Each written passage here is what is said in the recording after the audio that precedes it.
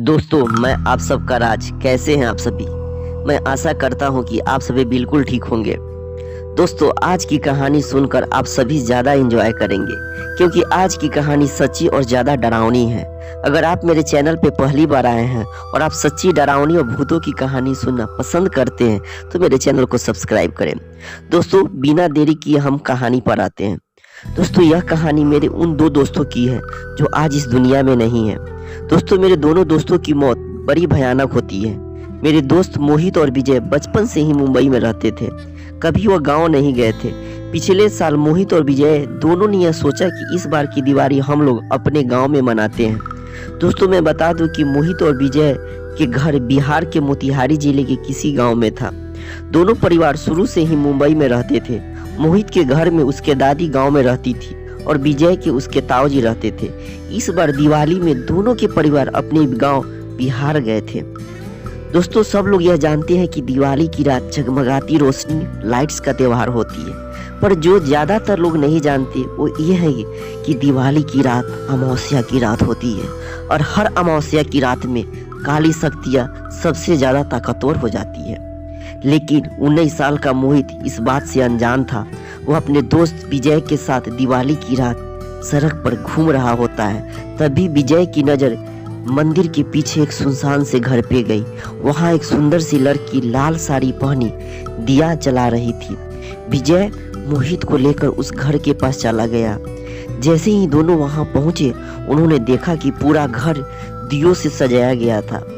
उन्हें बालकनी में खड़ी लड़की नजर आई। उसने फिर वही मन लुभाने वाली मुस्कान देकर उन दोनों को अंदर बुलाने का इशारा दिया।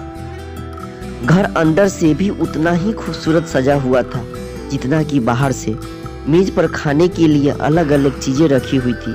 मोहित मेज से एक लड्डू उठाकर खाने लगा, पर उसके हाथ से गलती से वह लड्डू नीचे गिर गई। जैसे ही मोहित लड्डू उठाने के लिए नीचे झुका, उसने देखा कि मेज के नीचे एक भयानक काली परछाई थी जो मोहित को देखते ही कहीं गायब हो जाती है। मोहित जैसे ही विजय को यह बताने ऊपर की तरफ उठा, देखा कि विजय सीढ़ियों के ऊपर खींचा चला जा रहा था। मोहित बेहद घबराने लगा था। फिर अचानक घर में पायल की आवाजें आने लगती है, जैसे कि कोई लड़की एक कमरे से दूसरे कमरे में जा रही हो। मोहित उस आवाज के पीछे पीछे सीढ़ियों से ऊपर चला गया, लेकिन जैसे ही वह ऊपर पहुंचा, उसने कमरे के अंदर देखा कि पंखे से लटकी हुई एक लाश। मोहित उस लाश को चेहरा देखकर बुरी तरह कांपने लगा, क्योंकि वो किसी और का नहीं बल्कि उसके दोस्त विजय की लाश थी। मोहित डरते डरते पीछे मुड़ा तो उसने ठीक सामने देखा कि वह लड़की खड़ी थी। उसे देखकर मुस्कुरा रही थी, लेकिन इस बार मोहित को वह मुस्कान मन लुभाने वाली नहीं बल्कि बेहद डरावनी लग रही थी। अचानक घर की सारी लाइटें बंद हो जाती है। वह धीरे धीरे घर एक खंडहर में बदल जाता है। अब वह लड़की अभी भी मोहित को देखकर मुस्कुरा रही थी। अचानक लाल साड़ी पहने उस लड़की के बाल सफेद और लंबे होने लगे। आंखें एकदम खून जैसे लाल पड़ गई और चेहरा एकदम डरावना हो गया था। मोहित उसे देखकर एकदम सुन पड़ गया था। वह लड़की हाथ में चाकू लिए मोहित की तरफ बढ़ रही थी। तभी मोहित ने किसी तरह अपना होश संभाला और बिना कुछ सोचे सीधे घर से बाहर निकालने का फैसला किया। वह लड़की अभी भी मोहित के पीछे पीछे आ रही थी। वह लड़की मोहित को मारने के लिए अपना हाथ उसकी तरफ बढ़ाया, लेकिन मोहित तब तक बाहर निकल गया था। उसने जल्दी से घर का दरवाजा बाहर से बंद कर देता है। वह लड़की उस दरवाजे के अंदर से बहुत तेज से खटखटा रही थी, लेकिन अचानक खटखटाने की आवाज़ बंद हो गई और फिर मोहित को उस लड़की को चीखने की आवाज़ सुनाई दी, जैसे कि वह उस घर में अंदर कैद हो गई हो। मोहित वहाँ से जल्दी से निकला और अपने घर जाकर चुपचाप सो गया।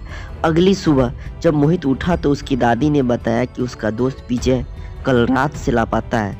तब मोहित ने पूरा किस्सा अपने दादी को बताया। दादी ने उससे कहा कि कई साल पहले दिवाली की रात एक लड़की ने उस घर में आत्महत्या की थी। तब से उसकी आत्मा उस घर में भटकती रहती है। किसी को कभी पता नहीं चला कि उसने आत्महत्या क्यों की थी और उस घर में कोई भी नहीं जाता। यह बात सुनकर मोहित पूरी तरह से हिल जाता है। वह यह यकीन करना चाहता था कि जो भी उसके साथ हुआ वह एक बुरा सपना था, पर उस रात के बाद उसका दोस्त विजय कभी वापस नहीं आया। मोहित को आज भी दिवाली की वह खौफनाक रात उस लड़की भयानक चीखे सोने नहीं देती। दोस्तों यह कहानी आपको कैसे लगा प्लीज़ कमेंट करके ज़रूर बताएं।